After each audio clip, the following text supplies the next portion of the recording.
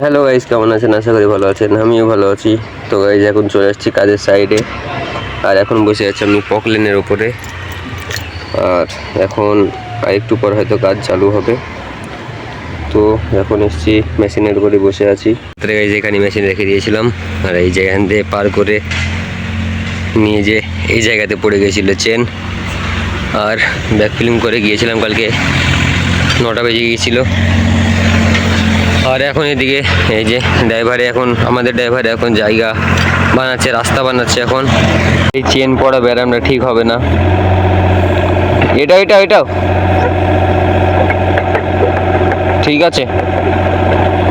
Chain পড়ার জন্য এরকম করে ঘুরিয়ে ঘুরিয়ে রাখতে হচ্ছে, না হলে বারবার গাড়ি চেনই পড়ে যাচ্ছে গাড়িতে।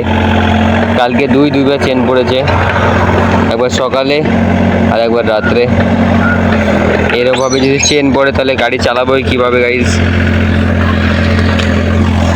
এভাবে চেন করলে কাজই হবে না।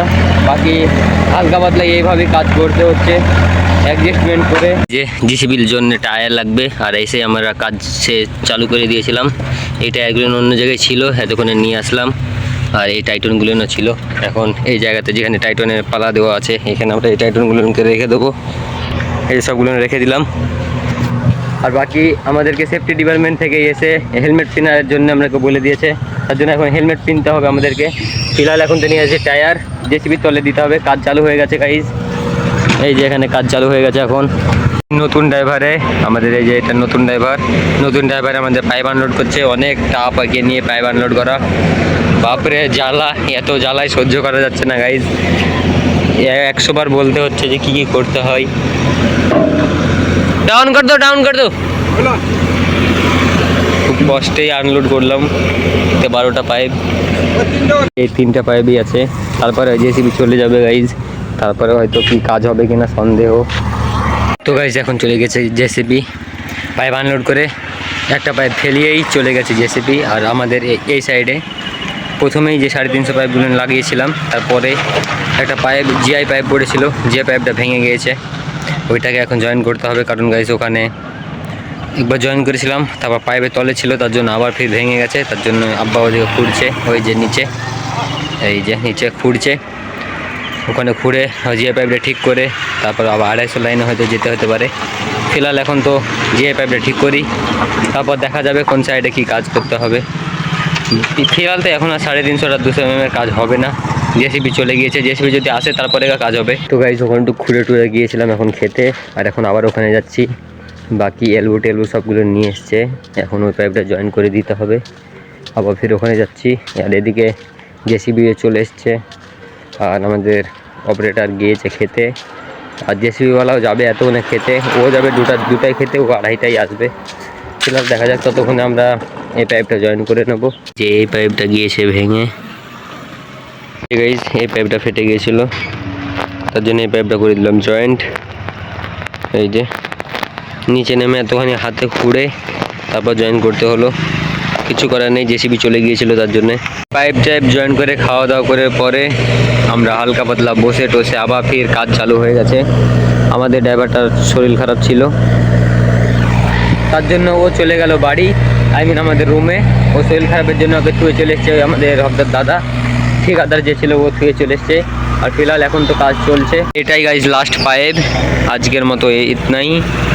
আর ও এসছে প্রায় 2:30টার দিকে, আর এখন প্রায় বাজছে 4:30 হয়ে গেল অনেকক্ষণ আসা। আর এই যে এটা আমাদের ড্রাইভার। এই যে গাইজ কাজ শেষ, তার জন্য সব মালগুলো এখানে রেখে দিয়েছি।